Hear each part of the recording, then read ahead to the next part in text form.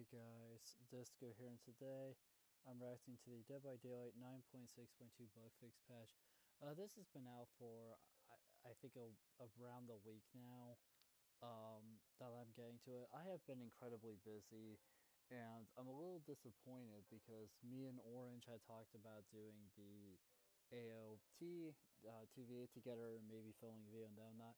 And I've basically been ready to go, but I got super busy, and Orange, as far as I'm aware, never got the.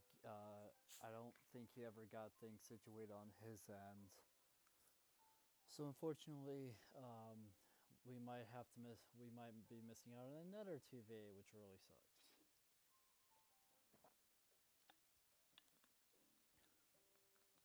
But let's jump. Let's jump into this, shall we?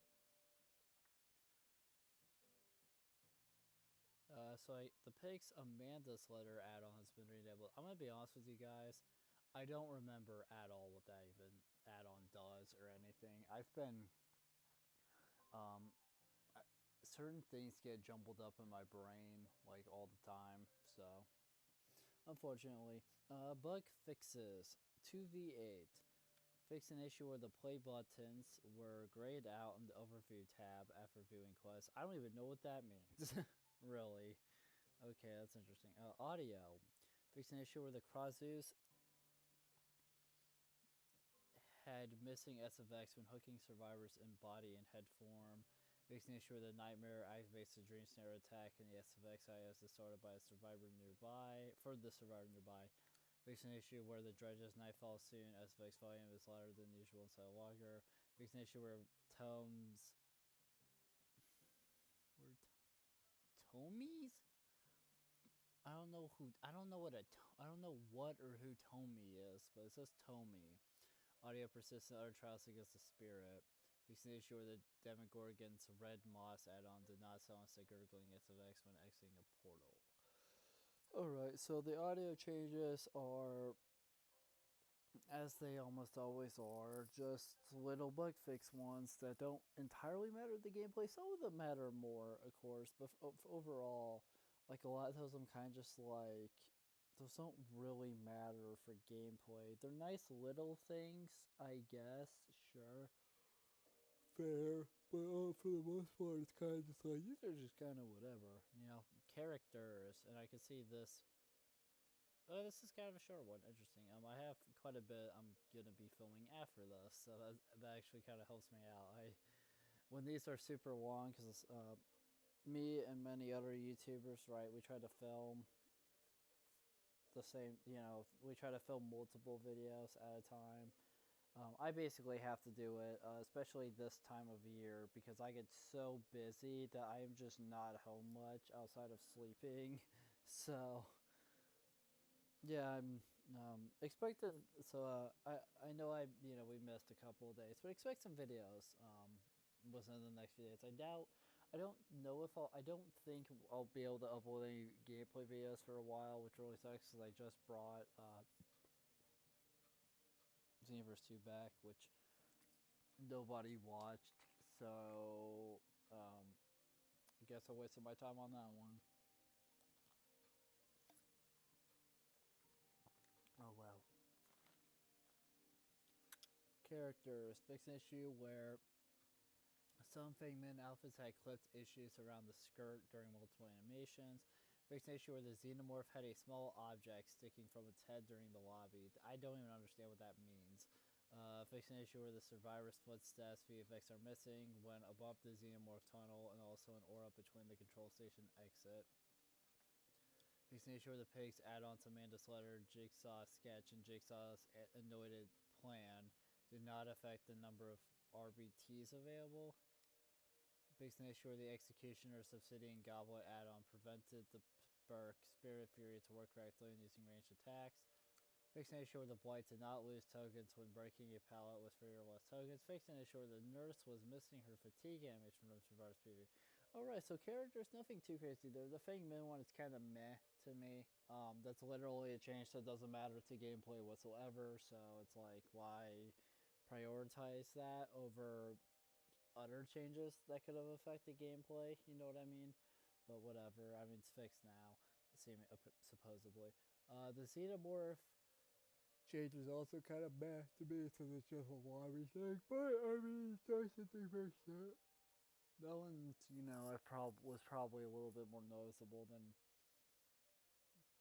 a thing. I mean, a thing clipping is definitely a problem, but like you're probably also so focused on gameplay at that point that you may not notice it super often or like care, because you're worrying about like the killer and stuff and your teammates and all that fun stuff.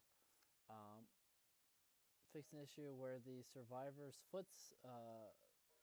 that one, the footstep one, that one feels a little bit more important to gameplay. The pig add-ons, it sounds like they weren't working correctly, and that's definitely a problem since or add-ons are supposed to like give the killer more tools to work with in certain ways.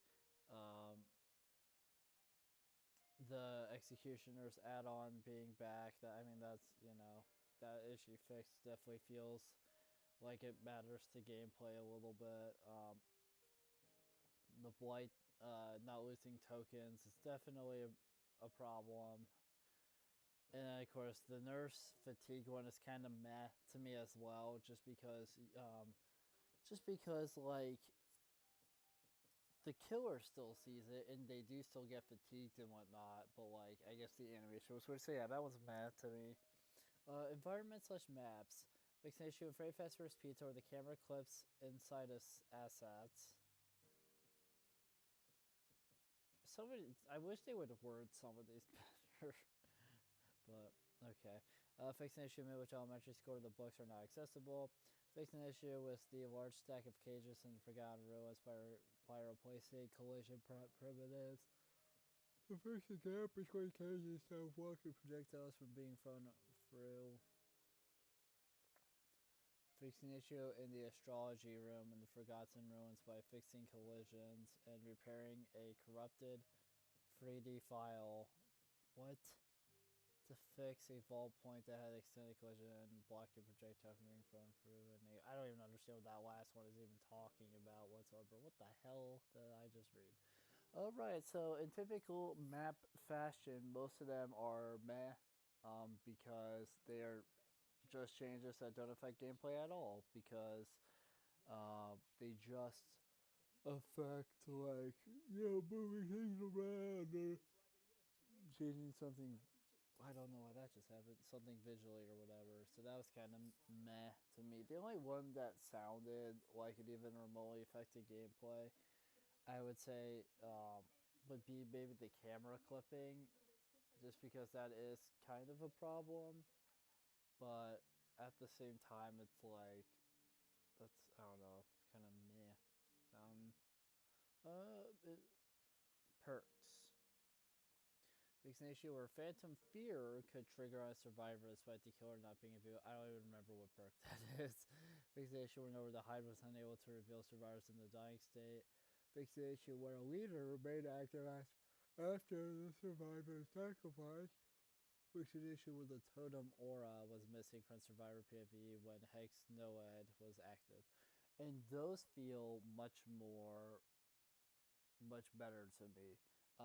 Perks are a huge part of gameplay. If you have the right perk combo and whatnot, you can really either do well in the Trials of Survivor or just destroy everybody as killer. So yeah, those sound like they affect gameplay quite a bit more. So I'm definitely glad those were fixed.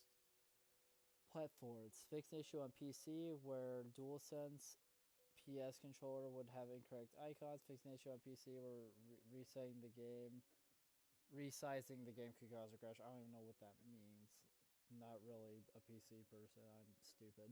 Fix an issue on Switch 2 where a Steam logo was visible in the player's stats access page. I don't necessarily understand why that's a problem other than Nintendo. But whatever. Miscellaneous. Tentative fix to address flashing lights in a trial. Alright guys, so that's everything. So overall, I gotta say this is a pretty I would say like mediocre patch. Um this feels like if you were to do a tier list, to me this feels like a C tier or a B tier, but definitely at least a C tier bug fix. It affected very little in terms of gameplay. Um, and sometimes bug fix patches do, right? I get that bug fix patches usually don't do gameplay, they do other things, but sometimes they do affect gameplay. It's really weird. But this one, like, barely touched gameplay, and even in the areas where it did touch on in terms of gameplay, a few of them I would say were very definite things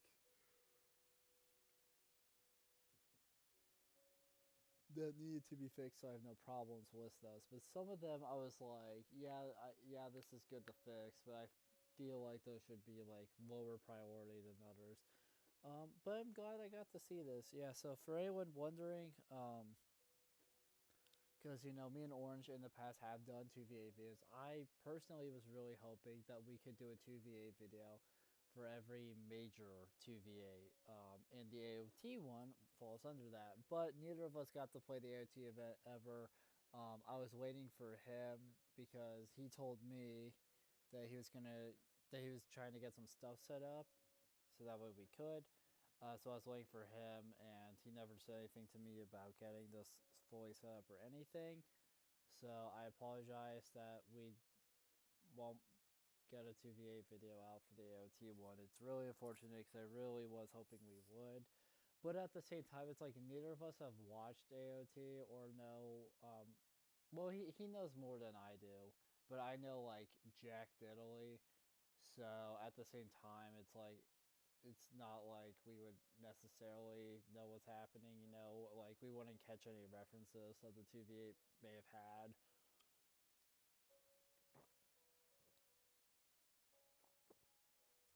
To the show, you know. But yeah, so thank you guys so much for watching this video. If you liked it, make sure to like, comment, subscribe, share the video, ring the bell. Do all the aggraphic garbage. It helps us out a lot. It means a lot to us. And I'll see you guys in the next video. Bye.